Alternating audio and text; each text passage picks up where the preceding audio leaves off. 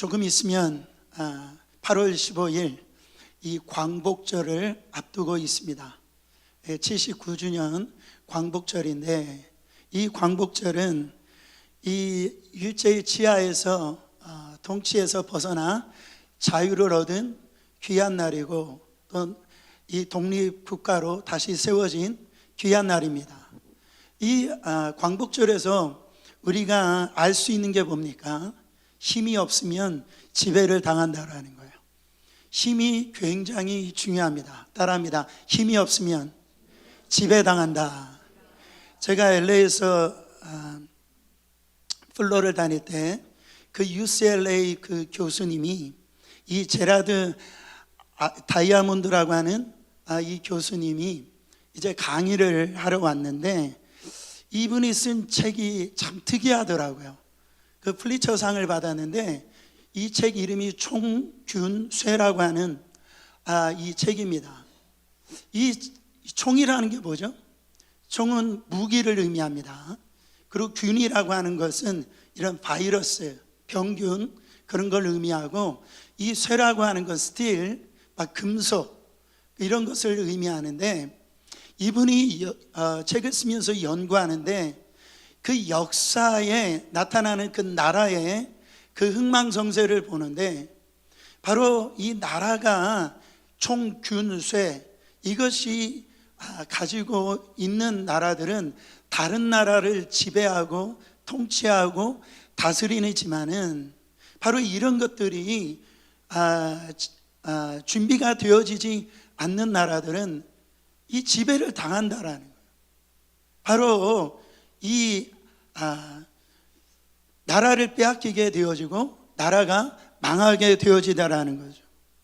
그래서 나라가 몰락하게 되어지는데, 그 강의를 들으면서 참 동의가 많이 되어졌어요. 그냥 힘이 없으면 이 나라가 망하는구나. 여러분, 이 원리가 분명히 맞잖아요. 근데 우리가 이런 역사적으로 원리가 많은데 우리는 그런 생각을 가져요. 아니, 역사적으로는 맞지만 그게 우리의 삶에 그게 무슨 영향력이 있습니까? 그렇게 얘기할 수 있어요. 그러나 그렇지가 않죠. 바로 우리에게 이 개인적인 힘이 없으면은 여러 가지로 우리 안에서 많은 것들을 우리가 잃어버리고 또한 누리지 못하고 살 수가 있다라는. 근데 이런 것들은 세상적인 힘이라고 할 때 성경에서 말하고 있는 진짜 힘이 뭐냐라는 거예요. 역사적으로는 그런 게 맞는 것 같은데, 나의 삶 가운데 개인적으로 성경에서 말하는 이 진짜 힘이 뭔가. 여러분, 우리가 힘이라는 게 뭔가 이렇게 했을 때 딱 떠오르는 게 뭐예요? 돈이구나. 그렇잖아요. 세상적으로 돈 있으면 힘 있어 보이잖아요. 그리고 지식이구나.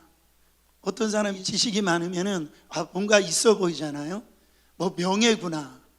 어떤 지위가 있으면, 인기가 있으면 힘이 있어 보이잖아요. 근데 어떻게 보면 유치한 건데 딱 힘하니까 근육이 생각나는 분이 있어요. 근육. 여러분, 근육 굉장히 이게 유치한 거예요. 그래서 그 유치원에서도 그런 자랑하지 말라라고 누군가 얘기를 하더라고요. 그러니까 이 말은 뭐냐면, 교회 안에서 그런 거 자랑하지 말라라는, 내 근육 자랑하지 말라라는, 내가 얼마나 돈이 있는지, 얼마나 배웠는지, 뭐 얼마나 세상 지위가 높은지, 그거 자랑하지 말라라고 성경이 말씀하고 있습니다. 그게 어떤 거라고요? 유치한 거래요. 그러니까 성경에는 그것은 다 무익한 것이다, 그렇게 말씀하고 있다라는. 그러니까 세상적인 그 힘이라고 하는 것은 다 이런 걸 얘기하는데, 성경에서 얘기하는 거, 바로 진짜 힘은 뭐냐? 세상적인 힘은 진정한 가치, 아름다움을 줄 수가 없고, 또 우리 안에 우리의 힘으로 감당할 수 없는 그런 고난이나 이런 어려움이 올 때에 우리 힘 가지고, 우리의 지위 가지고요, 우리의 능력 가지고 그것을 이겨낼 수가 없다라는. 그러니까 그 힘 안에는 행복이 없다라는. 근데 성경에서 말하는 진짜 힘은 뭐냐? 내적인 힘이라는 거예요.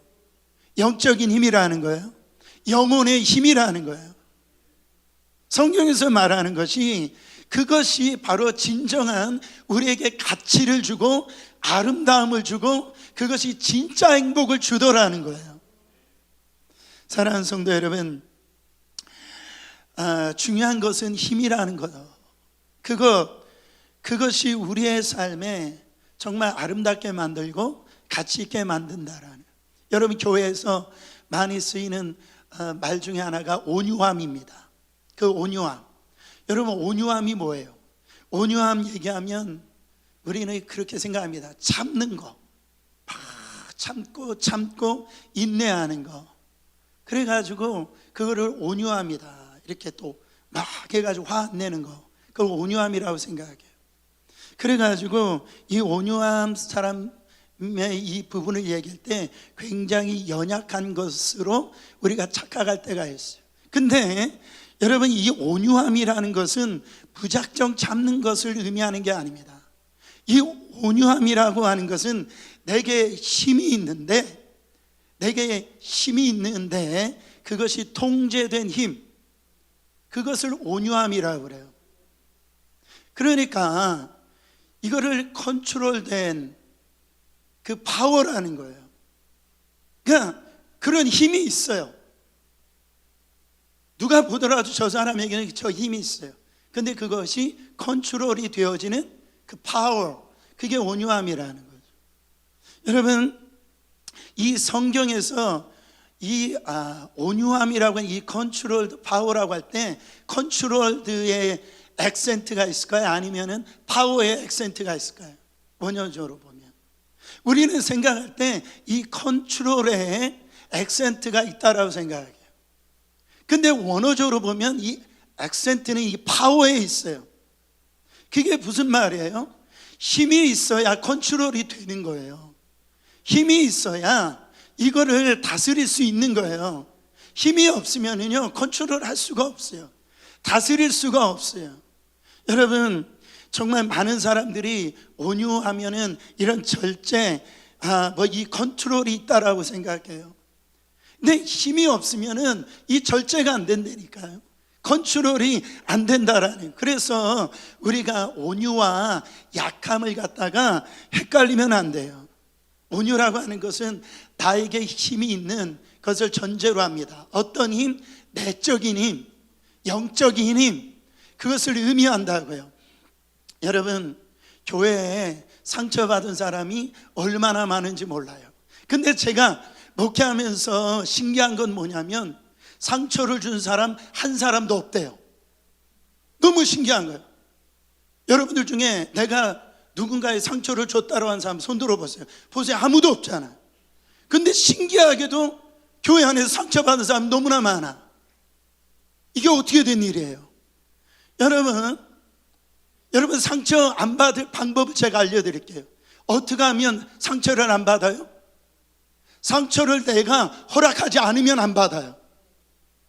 누가 상처를 주더라도 내가 그 상처를 안 받으면 안 받는 거예요. 근데 왜 상처를 받아요? 그 상처를 받은 상처, 물론 우리가 다른 사람에게 말이나 행동으로 상처를 주면 안 돼요. 근데 여러분, 우리가 내적으로 힘이 있으면 상처를 안 받아요. 왜 상처를 받느냐? 내 안에 힘이 없어서 그래요.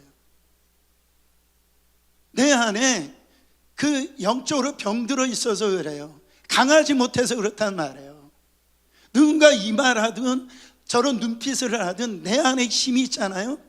내 안에 그런 힘이 있으면 그 말이나 그 행동에 내가 영향을 받지 않더라는 거예요.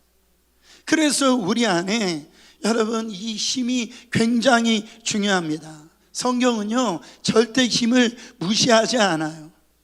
면역력이라는 게 있잖아요. 어떤 사람은요, 감기를 너무너무 잘 걸려요. 그게 왜 그러냐면 내 안에 이 바이러스에 취약한 분들이 있다라는. 그래서 이런 병에 걸린 분들은 면역력이 약하잖아요.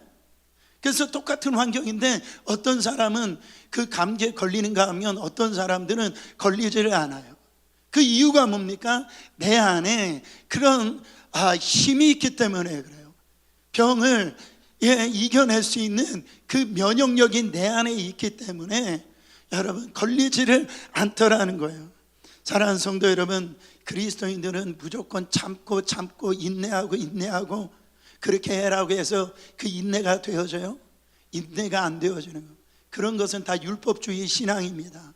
여러분, 우리 거기에서 다 지금 넘어져 있는 거예요. 여러분, 교회 다니는 사람 치고 인내해야지, 참아야지, 용서해야지, 그럼 안 품은 사람이 어디 있어요? 근데 그게 되더라는 거냐고요. 그게 안 되는 이유는 이 내적인 문제가 있는 거예요. 내적인 파워에 문제가 있는, 영적인 이 파워가 지금 약하기 때문에 그렇다라는 거예요. 사랑하는 성도 여러분, 만약에 우리 안에 이 믿음 생활 이 허약하다고 생각하면 내가 지금 영적으로 병들어 있구나. 교회 안에서는요 얼마나 호랑이 같은 사람인지 몰라요. 근데 교회 밖으로 가면 그냥 야옹이가 돼. 그냥 고양이가 돼버려요. 교회 안에서는 막 그냥 뭐 대단한 것 같은데 그냥 조금만 세상으로 가면은 그냥 별거 아닌 거 가지고 쓰러지고 막 그렇게 믿음을 찾아보기가 힘들더라는 거죠. 여러분, 왜 자꾸 화를 내는 줄 아세요? 왜 짜증 내는 줄 아세요? 왜 그렇게 신경질 부리는 줄 아세요? 힘이 없어서 그래요. 그 내적인 힘이 없어서 그래요. 영적인 이 힘이 없어서 그래요. 이게 목사라고 뭐 이렇게 그냥 이 타이틀로 이게 이기게 되어지는 거예요? 여러분, 장로님이라고 이게 되는 거냐고요. 교회 오래 다니면 된다고 이게 되는 게 아니에요. 오늘 내 안에 이 내적인 힘이, 그 영적인 힘이 약해지면은 여러분, 이거 어떤 사람 누구라도 오늘 육으로 가게 되어져 있다라는 거예요. 여러분, 이 영적인 파워는 어디에서 오는가? 다른 데 오는 게 아닙니다. 우리로부터는 나오지 않아요. 모든 것은 누구로부터 와요? 하나님으로부터 온단 말이에요. 위로부터 온다라는 거예요. 여러분, 우리 안에 이 힘은요 빛들의 아버지께서 모든 좋은 것들, 그것을 다 아버지로부터 온다라고 했어요. 모든 은사도 다 아버지로부터 온다라는. 그래서 여러분, 하나님으로부터 오는 건 다 받아야 돼요. 그것을 받아야 우리 안에 이 영적 건강함, 영혼의 건강함이 있다라는 거예요. 그것을, 그 힘을 오늘 성경 말씀에 뭐로 나타나느냐? 부활로 나타납니다. 부활. 이 부활의 능력, 부활신앙, 그것이 우리 내적인 그 힘을 주더라는 거예요. 여러분, 부활의 역사는요 단 한 사람으로 죽었다가 다시 살아났는데 거기에서 끝났다 그러면 그 영향력이 없는 거예요. 예수님이 이 땅에 오셔가지고 그냥 죽었다가 예수님만 살아났다, 그것은요 여러분 놀랄 일이고 굉장히 뉴스거리인 일이지만 그것은 세상에 이런 일에 나올 일이에요. 그렇죠? 그냥 예수님 한 분으로 끝났다고 한다면, 근데 여러분 만일 그렇지 않고 그 죽음이 우리까지 그 영향력을 끼친다고 한다면, 사랑하는 성도 여러분, 그거는 우리 안에 엄청난 파장을 일으킵니다. 우리의 삶에 있어서 바로 엄청난 의미와 파장을 던지는 그런 사건이 되어지고, 이 부활의 사건이 바로 내 안에서 그것이 이루어지는 것을 믿기만 되어진다라면 영적인 우리의 삶에 대반전의 역사가 일어난다라는. 여러분, 지금까지 세상은요 죄의 지배 아래 있었어요. 죄의 지배 아래 있었다라는 것은 사망의 지배 아래 있었다라는. 사망이 어떻게 해서 왔습니까? 죄의 싹은 사망이라고 그랬어요. 아담 한 사람이 그 선악과를 먹지 말라고 하는 선악과를 따 먹음으로 말미암아 이제 여러분 그때부터 죄가 들어와서 죄의 그 결과로 사망이 와가지고 사망의 지배를 받는 그런 인생이 되어졌다라는 거예요. 여러분, 그것을 오늘 말씀해 보니까 사망이 왕노릇했다 이렇게 표현하는 거예요. 여러분, 이거를 부인할 수 있는 사람이 있습니까? 부인할 수가 없는 얘기예요. 이 이야기는 결국 뭐냐, 개인이 아무리 열심히 노력하더라도, 아무리 돈이 많다 할지라도, 아무리요 선을 많이 쌓는다 할지라도 사망의 지배 아래 놓여있기 때문에 사망을 이길 수가 없다라는 거예요. 그 누구도 그 사망의 지배 아래서 그 굴레에서 벗어날 수 없는 지금 상황이 되어버린 거예요. 여러분, 부자나 가난한 자나 힘 있는 자나 힘 없는 자나, 지금요 배우지 못한 자나 배운 자나, 권력이 있는 자나 권력이 없는 자나, 이 죄의 굴레에서 벗어날 길이 없다라는 것, 똑같이 다 죽는다라는 것. 왜? 사망의 지배 아래 있기 때문에 그래요. 그래서 우리는요 사망의 그 종로로 타면서 그렇게 살고 있다라는 거예요. 왜 이런 일이 생겼어요? 목사님, 저는요 아담이 먹는 저도 그래요, 선악과 한 입도 먹어본 적이 없어요. 아니, 이게 얼마나 이게 불행한 거예요. 이거 얼마나 말이 안 되는 이야기입니까? 이렇게 얘기할 수 있잖아요. 근데 오늘 성경의 12절 말씀에 보면, 이러므로 한 사람으로 말미암아 모든 사람이 죄를 지었으므로 사망이 모든 사람에게 이르렀느니라. 우리의 조상 아담이 하나님 앞에 불순종함으로 타락하여서 지금 그 죄값이 우리에게 전가되어졌다. 이거를 신학적인 용어로 죄의 전가라 그래요. 그것을 바로 아담으로부터 전가된 죄를 원죄라고 그러는 거예요. 원죄. 여러분, 이 원죄의 교리는 대표성의 원리가 들어가 있습니다. 이것을, 그 원죄의 원리를 우리가 깨닫지 못하면 예수님이 우리를 위해서 십자가에 내 대신 죽으셨을 때 내 안에 영원한 생명을 얻었다라고 하는 이 사실도 믿어질 수가 없는 거예요. 여기에 대표성의 원리가 있었다라는 거예요. 여러분, 19절 말씀 다시 한 번 더 봉독해 보세요. 한 사람이 순종하지 아니함으로 많은 사람이 죄인 된 것 같이 한 사람이 순종함으로 많은 사람이 의인이 되었다. 이 대표성의 원리가 이렇게 되어진다라는 거예요. 예를 들어서 이제 프랑스 올림픽이 이제 거의 끝날 쯤 되어졌는데요, 우리 한국 선수들이 얼마나 잘하는지 몰라요. 진짜 잘하더라고요. 그 종목 중에 우리 한국 선수들이 총으로 쏘는 거, 그리고 뭐예요? 활, 그리고 칼, 이거로 막 금메달을 따는데요, 야, 진짜 그 선수들만 기뻐했죠. 그렇죠? 선수들만 좋아하고 우리는 가만히 안 좋아했죠. 예? 근데 그 금메달 우리가 딴 것도 아닌데 왜 우리가 같이 기뻐해요? 왜 우리가 그렇게 내가 딴 것처럼 그렇게 좋아합니까? 그게 내 대신 대표성으로 가가지고 금메달을 딴 거예요. 그래서 교회는 우리라고 하는 공동체인 거예요. 우리. 그 우리라고 하는 단어가 너무너무 좋은 거예요. 여러분 보세요. 아까 제가 광복절 얘기를 했는데, 여러분, 이 우리나라가 왜 일제에 이 나라가 합해지게 되어졌습니까? 그게 정말 그 1910년 8월 16일에 그 이완용, 그리고 일본 통감 데라우치라고 하는 사람이 이 합병 조약이 조인됨으로써 우리나라가 일본의 식민지로 되어져 버린 거예요. 여러분, 그때 내가 거기 사인한 사람이 있으세요? 사인한 사람 없지 않아요. 근데 그 이완용이라고 하는 그 사람이 사인을 하니까 나라 전체가 지배 아래, 다른 나라 지배 안에 들어가더라는 거예요. 그 영향력을 받더라는 거예요. 광복은 어떻게 됐습니까? 미국의 그 항복 조항의 그 사인을 일본 천황이 했을 때 우리나라에 바로 이런 광복이 온 거 아니겠어요? 여러분, 이 대표성의 원리 있기 때문에 그래요.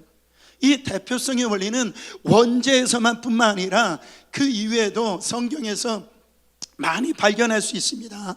14절 말씀 다시 한번 더 보면, 그러나 아담으로부터 모세까지 아담의 범죄와 같은 죄를 짓지 아니하는 자들까지도 사망이 왕노릇하였나니 아담은 오실 자의 모형이니라. 여러분, 모세까지라고 했을 때 왜 이런 표현을 했어요? 그때 율법이 그때 생겼어요. 그렇지만 아담으로부터 모세까지 세상이 죄를 지었어요, 안 지었어요? 다 지은 거예요. 그때에도 사망이 왕노릇한 거예요. 근데 율법이 오므로 저게 죄였었구나, 저것이 하나님의 뜻이 아니었구나, 그거를 깨닫게 되어진 거죠. 그래서 율법 안에 있으면은 죄가 더 많이 지어서 그게 죄인 줄을 깨닫는 게 아니라 원래 죄인이었던 것이 그 율법 안에 들어가 보니까 내가 죄인이구나, 그를 깨닫게 되어지게 되어진다라는, 내가 이 사망의 그 통치 아래서 내가 살아가고 있었구나, 사망의 노예로 살아가고 있었구나, 이거를 깨닫게 되어지는데, 여러분, 그러나 율법 안에서는 거기에 치유는 없는 거예요. 검사는 할 수 있지만 그 법으로 우리를 고칠 수는 없는 거라는 거예요. 여러분, 사망이 우리 안에서 왕노릇할 때부터 우리는 죄의 노예로 살아가게 되어졌어요. 그래서 죄의 굴레에 벗어나지 못합니다. 그래가지고 이 사망의 죄가 끌리는 대로 우리의 인생을 끌고 가더라는 거예요. 바울은 로마서 7장 19절에 이렇게 자기 자신의 실존에 대해서 고백을 합니다. 내가 원하는 바 선을 행하지 아니하고 도리어 원하지 아니하는 바 악을 행하는도다. 만일 내가 원하지 아니하는 그것을 하면 이는 행하는 자가 내가 아니요. 이게 무슨 얘기예요? 이제 내가 하나님 앞에 나 신앙생활 잘하고 싶어요, 나 이렇게 살고 싶지 않아요, 이렇게 죄 짓고 살고 싶지 않아요, 나도 하나님 앞에 이렇게 정말로 잘 살고 싶어요, 나도 저 사람한테 그렇게 화내고 싶지도 않고 그렇게 신경질 부리고 싶지 않아요, 나는 그렇게 살길 원치 아니하는데 이를 행하는 자는 내가 아니요 누가 했답니까? 내 속에 있는 누가? 죄가 그렇게 하더라는 거예요. 여러분, 이거를 아셔야 돼요. 여기에 내가 윤리적으로 이렇게 공덕을 쌓으면 이게 되는 게 아니에요. 이 죄의 굴레를 끊어버리지 아니하면, 이 죄가 정산되지 아니하면 우리는 이 사망의 이 바로 굴레에서 벗어날 수가 없는 거예요. 이게 놀라운 일이라는 거예요. 여러분, 도박 3대라는 말 들어보셨잖아요. 도박 3대가 뭡니까? 할아버지가요 도박꾼이에요. 근데 패가 망신했는데요, 그 아들도, 그 아버지도 또 도박을 하더라는 거예요. 또 아들도 도박하더라는 거예요. 근데 아들이 가만히 보니까 다 할아버지도 망했고 자기 아버지도 망했고, 이 아들이 이제 이 지긋지긋한 이 도박, 이 삶에서 내가 벗어나야 되겠다. 그래가지고 어떻게 했냐면은 도끼를 갖다가 가지고 와가지고 이 도박하는 손가락을 다 잘라버린 거예요. 여러분, 무시무시지 않습니까? 옆에서 보는 사람들이 어떻게 생각하겠어요? 야, 무시무시하다, 저 정도로 했으니까 이제는 도박을 안 하겠지, 이렇게 생각했는데 도박을 했답니까? 안 했답니까? 했대요. 어떻게 했답니까? 발로 하더라는 거예요. 발로. 여러분, 인간 믿을 게 못 됩니다. 내 믿을 건 못 돼요. 오늘 신앙생활 잘한다라고 그래서 내일 어떻게 될지, 한 주간 어떻게 될지 모른다라는 거예요. 이게 우리 안에 이 힘이 사라지면은 여러분, 이 죄의 굴레에서요 벗어날 수가 없는 거예요. 끊어버려야 된다라는 거예요. 나의 원함은 그게 아닌데 내 속에 역사는 뭐 때문에? 그 죄에는 힘이 있어요. 무시무시한 힘이 있어요. 그래가지고 왼쪽으로 가라면 내가 왼쪽으로 가고요, 오른쪽으로 가라면 오른쪽으로 가고, 그냥 그렇게 평생을 이리 끌려가고 저리 끌려가고. 그렇게 불쌍한 인생으로 그렇게 살아간다라는 거예요. 그러니까 죄라고 하는 거는 무슨 뜬구름 잡는 추상적인 그게 아니에요. 죄의 힘이 있다라는 거예요. 우리를 망하게 만들 수 있는 힘이 있다라는 거예요. 근데요, 여러분 어떤 일이 일어났습니까? 예수 그리스도께서 바로 십자가에서 죽으심으로 말미암아 사망에서 생명으로 옮겨주셨대요. 그 죽음에서 영원한 생명으로 옮겨주셨대요. 그렇기 때문에 예수 믿는 자들은, 예수 안에 있는 자들은 더 이상 사망이 왕노릇하는 것이 아니라, 여러분 바로 그 자신이 생명 안에서 왕노릇하는 삶으로 변화되게 되어졌다라는, 성경은 이걸 뭐라고 얘기합니까? 믿기만 하라는 거예요. 너희 노력으로 하라는 게 아니라 믿기만 하라는 거예요. 저는 이 부분을 보면서 참 기가 막힌 또 은혜를 경험합니다. 17절 말씀 함께 읽어보세요. 한 사람의 범죄로 말미암아 사망이 그 한 사람을 통하여 왕노릇하였은즉 더욱 은혜와 의의 선물을 넘치게 받은 자들은 한 분 예수 그리스도를 통하여 생명 안에서 왕노릇하리로다.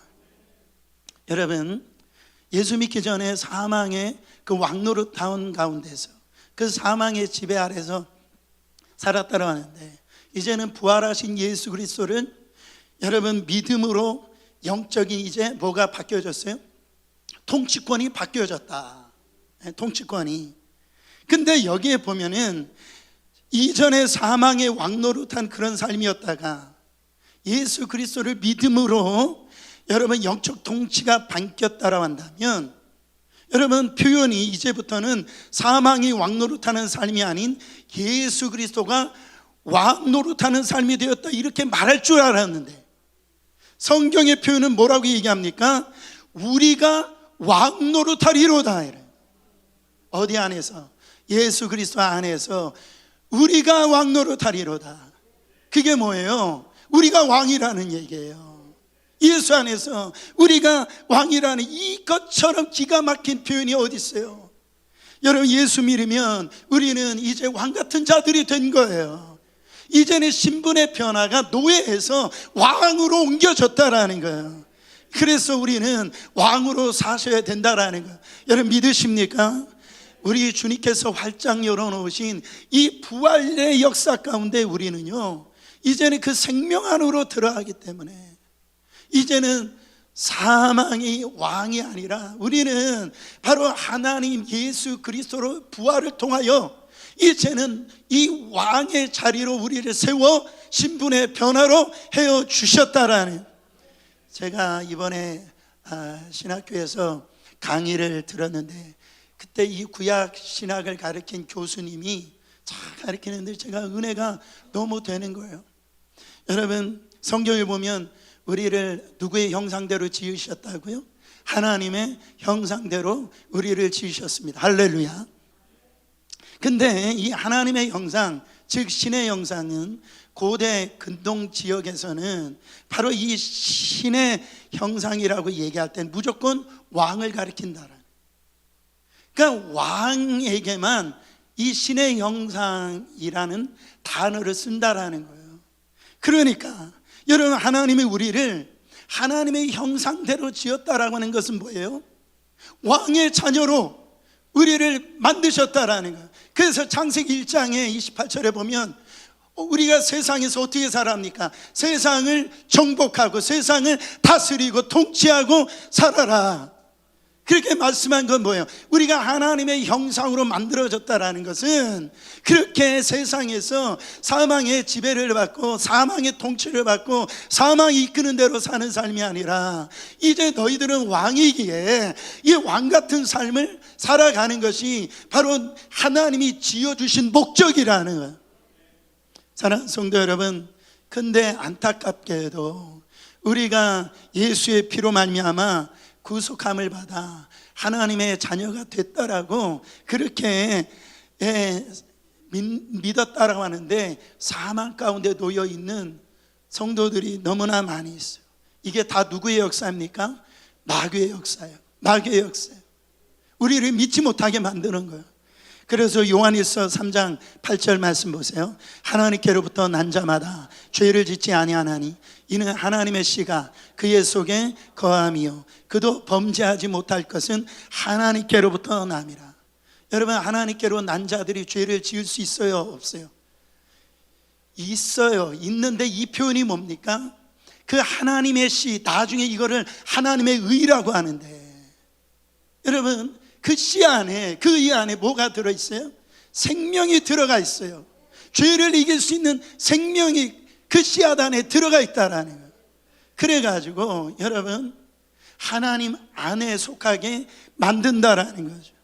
여러분, 이 표현은 또 하나 뭐를 의미해요? 하나님의 자녀는 어떻게 살아야 되느냐? 바로 예수 그리스도처럼 왕권을 가지고 마귀의 그 일을 멸하는 삶을 살아야 된다라는 거예요. 우리의 삶 가운데 생명의 이 말씀이 우리 안에 그 씨앗으로 들어올 때 우리는 세상에 나가서 이 왕권을 가지고 왕의 자녀답게요, 이 세상의 통치권을 가지고 살아가야 된다라는. 사도행전 3장에 보면 베드로와 그 야고보와 요한이 성전 미문에 앉아 있었던 안진뱅이를 어떻게 일으킵니까? 돈으로 일으켜요? 그렇지 않아요. 은과 금은 내게 없거니와 내게 있는 거 내게 주노니 곧 나사렛 예수 이름으로 일어나 줬으면 좋겠다, 이렇게 얘기했어요? 그렇지 않아요. 이 왕의 명령, 왕권을 가지고 일어나 걸으라. 여러분, 우리가 왜 이렇게 시시하게 사느냐? 왜 이렇게 비실비실하게 사는 줄 아세요? 여러분, 나의 이 왕권을 가지고 있다라는 것을 갖다가 믿지 못하고 선포하지 못하게 때문에 그렇게 살고 있다라는 것. 사랑하는 성도 여러분, 우리 가정에 지금 어둠이 있어요? 지금 뭔가가 갈등이 있어요? 그러면 그거는 성령이 하시는 게 아니에요. 마귀가 하는 겁니다. 그때 이 왕권을 가지고 이 어둠을 갖다 주고 가정에 이렇게 갈등을 일으키는 이 원수 사탄 마귀는 떠나 갈지어다 선포해라는 거예요. 내 몸이 지금 육체적으로 연약해요? 여러분, 그때 우리 하나님의 왕권을 가지고 나는 예수 그리스도 안에서 나는 치유함 받았다, 나를 연약하게 하는 더러운 것들은 다 떠나갈지어다. 여러분, 우리 교회에 성장하길 바라고 부흥하길 바라잖아요. 할렐루야. 여러분, 그때 우리 정말 그 안에서 우리는 어떻게 삽니까? 우리의 삶 속에서 부흥을 바라보고 그렇게 우리가 믿고 선포하고 그렇게 해야 되는데 우리 입술엔 뭐가 있어요? 늘 원망합니다, 불평합니다, 이것도 문제고 저것도 문제고. 여러분, 이렇게 우리가 왕의 자녀답게 그렇게 살아가지 못하는 거예요. 사랑하는 성도 여러분, 하나님이 주신 이 생명, 여러분들이 입술로 선포하여서 하나님의 통치와 하나님의 다스리심을 여러분의 심령뿐만 아니라 여러분 가정뿐만 아니라 교회뿐만 아니라 삶의 전반적으로 여러분 사용하셔서 하나님의 놀라운 역사를 경험하시기를 예수 그리스도 이름으로 축원합니다. 자, 이런 왕노릇하는 자에게 오늘 성경에 뭐를 부어주시겠다고 말씀하십니까? 은혜를 부어주시겠다 말씀하고 있어요. 왕권을 가지고 왕의 자녀답게 살아가는 자에게 뭐를 더해 주신대요? 은혜를 더해 주신대요. 오늘 읽으면, 계속 읽으면 나오는 게 은혜. 근데 그냥 은혜가 아니에요. 자, 15절 말씀 보세요. 더욱 하나님의 은혜와 또한 한 사람이 예수 그리스도의 은혜로 말미암아 선물은 많은 사람에게 어쩌느니라? 넘쳤느니라. 17절에도 더욱 은혜와 의의 선물을 넘치게 받은 자들은 한 분 예수 그리스도를 통하여 생명 안에서 왕노릇하리로다. 20절에 봐도 죄가 더한 곳에 은혜가 더욱 넘쳤나니. 여러분, 성경에 우리의 노력으로 우리의 힘으로 살라라고 하지 않았어요. 하나님의 은혜로 살라라고 그랬어요. 그런데 하나님의 은혜는 여러분 그냥 찔끔찔끔 그냥 주시는 은혜가 아니라 그냥 양동이채로 부어버리는, 홍수에 내리는 그 비처럼 우리 가운데 부어주시는 은혜라고 말씀하고 있어요. 에베소서 1장 7절에 보면 우리는 그리스도 안에서 그의 은혜의 풍성함을 따라 그의 피로 말미암아 속량 곧 죄사함을 받았느니라. 죄사함도 은혜의 풍성함을 통하여 우리가 죄사함을 받았고요. 에베소서 3장 20절에 보니까 우리 가운데서 역사하신 능력대로 우리가 구하는 거나 생각하는 모든 것에 더 넘치도록 능히 하실 이에게. 여러분, 적당한 은혜 받고 만족하지 마세요. 여러분, 한동안 받았던 은혜만 받고선 거기서 멈추지 마세요. 우리 하나님의 은혜는요, 제한이 없는 은혜요, 부족함이 없는 은혜요, 우리의 삶을 완전히 송두리째 바꿀 수 있는 은혜예요. 여러분, 생명의 통치 가운데 살아갈 수 있는 그 능력을 부어줄 수 있는 그 은혜예요. 그 갈망이 있어야 돼요. 여러분, 이제 우리 주를 믿고 하나님의 은혜의 역사를 누리고 살아가는 우리는요, 더 이상 사망의 노예가 아니라 여러분, 이제 생명 안에서 왕노릇하면서 사는 거예요. 여러분, 이것이 신앙생활 얼마나 중요한지 몰라요. 이때 21절 말씀 같이 읽어보도록 합니다. 이는 죄가 사망 안에서 왕노릇한 것, 은혜도 또한 의로 말미암아 왕노릇하여 우리 주 예수 그리스도로 말미암아 영생에 이르게 하려 함이라. 여러분, 여기에서 나오는 은혜도 또한 의로 말미암아 그랬어. 의라고 하는 게 뭡니까? 의라고 하는 건 결론적으로 하나님 앞에 나갈 수 있는 길을 의라고 그래요. 하나님 앞에 도달할 수 있는 그 길을 의라고 합니다. 여러분, 우리는 오염된 죄인으로 오염되어져 있기 때문에 하나님 앞에 나갈 수 있어요? 우리의 의로 나갈 수 있어요? 우리는 나갈 수가 없어요. 근데 은혜의 의를 통하여서, 이 표현은 바로 은혜가 왕노릇할 때에 이제 어떻게 되어진답니까? 생명 안에 왕노릇하는 삶을 살 수 있다라는. 그러니까 우리는 오늘 또 예배에 늘 기도할 때 그런 기도하잖아요. 은혜의 보호자 앞에 나간다. 그게 뭡니까? 우리는 부족하죠. 우리는 연약하죠. 오늘 또 쓰러질 수 있어요. 근데 그 보호자는요, 바로 우리에게 심판의 보호자가 아니에요. 지금은 은혜의 보호자라는 거예요. 예수 그리스도의 그 의를 통하여서 우리의 의의 옷을 입어주었기 때문에 비록 나는 죄가 있고 나는 연약하지만 그의 옷 의 때문에 하나님 앞에 나갈 길을 통하여 하나님을 만날 수 있다라는 거예요. 여러분, 그게 가장 큰 은혜라는 거예요.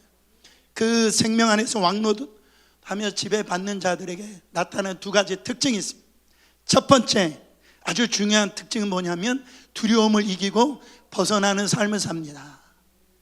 그 생명 안에 그 은혜로 통치받는 자들은, 왕노릇하는 삶을 사는 사람들은 두려움을 이기게 되어져요. 여러분, 사망이 가장 우리 안에 큰 무기 중 하나가 뭐예요? 그 두려움을 갖다 주는 거예요. 두려움을 갖다 줘. 그 두려움 때문에 사람들이 사망의 왕노릇하는 데 있어서 이끌림을 받는다라는. 그러나 이 부활, 하나님의 생명을 경험한 자들은요, 이제 이 두려움에서 벗어나게 되어진다라는. 물론 우리의 삶 속에 두려움들이 있지요. 그러나 그 두려움에 매이지 않는다라는, 그 속박 안에 우리는 쌓이지 않는다라는.